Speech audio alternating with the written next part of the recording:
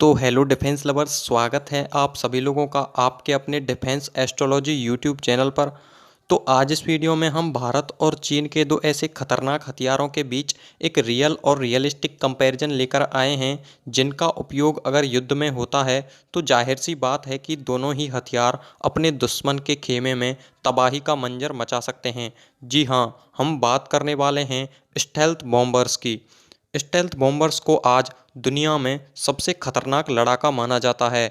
Stealth bombers fighter jets की तुलना में दोगुना और चौगुना पेलोड कैरी कर सकते हैं। लेकिन आप सभी यह सोच रहे होंगे कि भारत के पास तो अपना स्टेल्थ बॉम्बर है ही नहीं। लेकिन अब चिंता करने की कोई बात नहीं है, क्योंकि भारत ने अपने स्टेल्थ यूसीएवी की टेस्टिंग्स स्टार्ट कर दी हैं और हम आशा करते हैं कि यह जल्द ही भारतीय वायुसेना में शामिल हो जाएगा। तो आज हम भारत के इस स्टेल्थ बॉम्बर और चाइना के H-20 बॉम्बर के बीच एक रियल कंपैरिजन करने वाले हैं। वीडियो को स्टार्ट करने से पहले यदि आपने अभी तक हमारे YouTube चैनल को सब्सक्राइब नहीं किया है तो चैनल को सब्सक्राइब कर लीजिएगा, साथ ही बेल आइकन को प्रेस कीजिएगा, क्योंकि हमारे YouTube चैनल पर आपको मिलती हैं डिफेंस और फॉरेन पॉलिसी से जुड़ी हुई लेटेस्ट खबरें। तो दोस्तों, सबसे पहले यदि हम भारतीय स्टेल्थ बॉम्बर ऑरा, जिसे शॉर्ट में ऑटोनोमियस अनमैन्ड रिसर्च एयरक्राफ्ट भी कहा जाता है, की बात करें तो ऑरा भारत का एक सीक्रेट बॉम्बर प्रोजेक्ट है, जिसका एकमात्र उद्देश्य भारत की सेना और वायुसेना के लिए एक ऐसा बॉम्बर तैयार करना है जो रडार की पकड़ में आए बिना हाई एल्टीट्यूड और हाई पेनिट्रेशन इलाके में भी बम बरसा सके और सर्विलांस के काम आ सके। यदि इस बॉम्बर की डिजाइनिंग और डेवलपमेंट की बात करें तो डीआरडीओ आईआईटी कानपुर के साथ मिलकर इस घातक अनमैन्ड ड्रोन को तैयार कर रहा है। इसके लिए भारत की Bengaluru based company aeronautical development agency यानी आडा के साथ मिलकर भी काम किया जा रहा है। इंडियन ऑरा का डिजाइन फ्लाइंग विंग कॉन्सेप्ट पर आधारित है, यानी इस कॉन्सेप्ट में विमान का मुख्य हिस्सा अलग होता है। जो एयरक्राफ्ट की विंग्स होती हैं वह एक निश्चित आकार में फैली हुई होती हैं। यानी यदि हम सीधी सादी भाषा में कहें तो जिस तरह से अमेरिका के BH-2 बॉम्बर का आकार है, कुछ उसी तरह से ही भारत के ऑरा का भी आकार होने वाला है। यानी इस एरोडायनेमिक शेप में ही डेवलप किया जाएगा। इसके साथ ही भारत में बनने वाला यह बॉम्बर एक स्टेल्थ बॉम्बर होगा जो रडार की पकड़ में आए बिना ही दुश्मन के इलाके में तबाही मचाने में सक्षम होगा। भारत के इस सीक्रेट प्रोजेक्ट को स्विफ्ट प्रोजेक्ट के नाम से भी जाना जाता है, यानी ऑरा यूसीएवी को ही हम स्विफ्ट यूसीएवी कहते हैं। इसके साथ ही डीआरडीओ स्विफ्ट यूसीएवी के साथ हाई स्पीड लैंडिंग टेक्नोलॉजी को भी इंटीग्रेट करने की कोशिश कर रहा है, जिसे अनमैन यानी बिना किसी ह्यूमन की प्रेजेंट के कंट्रोल किया जा सकेगा। इस घातक यूएवी को इस तरह से डेवलप और टेस्ट किया जा रहा है कि इसे सर्विलांस के अलावा भी दुश्मन के टारगेटेड इलाके में बॉम्बिंग और अटैक के लिए बिना रडार की पकड़ में आए ऑपरेट किया जा सके। यदि इसकी स्टार्टिंग की बात की जाए तो मई 2016 में घातक यूसीएवी प्रोग्राम को स्टार्ट किया गया था। इसके साथ ही एक साल बाद इसके लिए फंडिंग मिलनी शुरू हुई थी और स्टार्टिंग में यूसीएवी के लिए 100 करोड़ की फंडिंग भी की गई थी और बाद में $400 मिलियन की एक्स्ट्रा फंडिंग भी इस यूसीएवी प्रोग्राम के लिए की गई। और कुछ ही समय पहले ही खबर आई थी कि अब भारत इसकी टेस्टिंग भी स्टार्ट करने वाला है। सबसे पहले इसका क्वालिटी टेस्ट किया जा रहा है। जैसे ही क्वालिटी टेस्ट समाप्त हो जाएगा उसके बाद इसे फ्लाइंग टेस्ट के लिए भेज दिया जाएगा।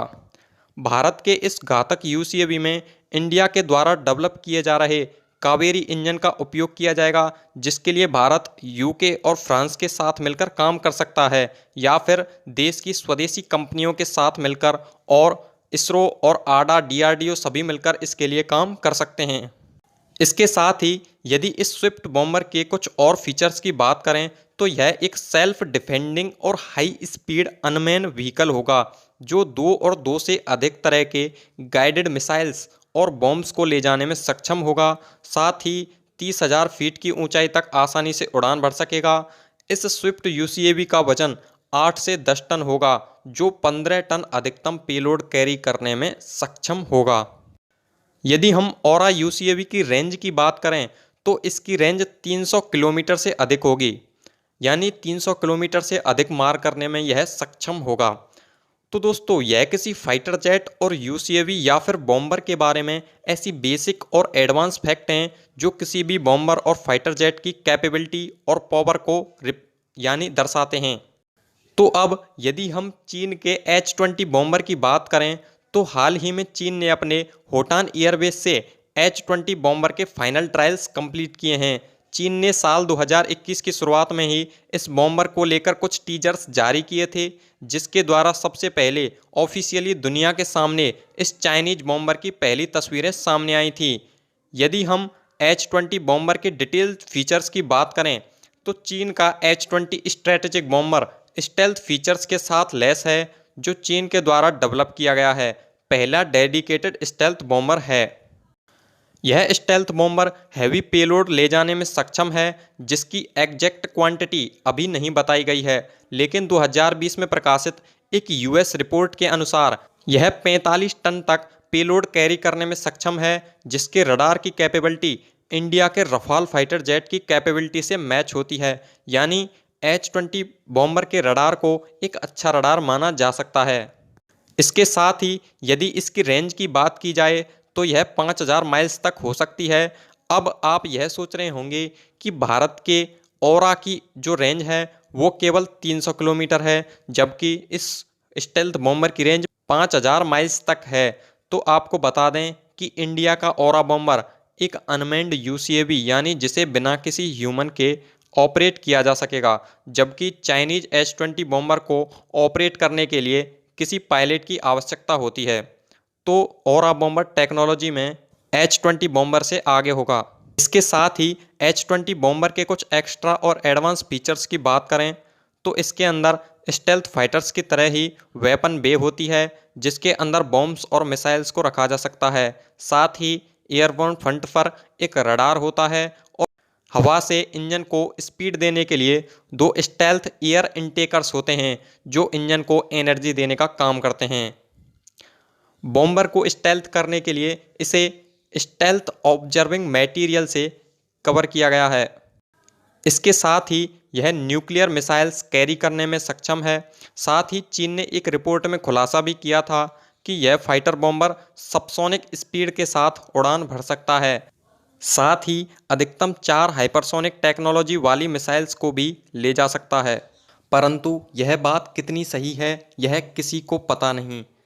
तो दोस्तों, यह सभी बेसिक और एडवांस फीचर्स हैं जो अभी चाइना के द्वारा दुनिया के सामने रखे गए हैं, लेकिन यह कितना सही है यह किसी को पता नहीं, क्योंकि H-20 एक ऐसा बॉम्बर है जिसे अब तक अमेरिका के B-2 बॉम्बर की तरह ही किसी भी युद्ध में आजमाया नहीं गया है।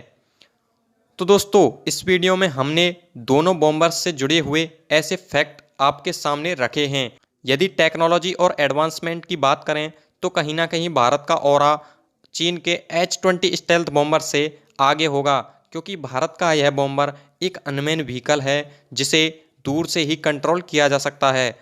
साथ ही इसे आसानी से दुश्मन के इलाके में सर्विलांस और बॉम्बिंग के लिए इस्तेमाल किया जा सकता है, जबकि चीन का H-20 बॉम्बर एक ऐसा बॉम्बर है जिसे बिना पायलट के ऑपरेट नहीं किया जा सकता। यदि रेंज और पेलोड कैपेसिटी की बात करें तो चाइनीज बॉम्बर औरा बॉम्बर से आगे निकल जाता है।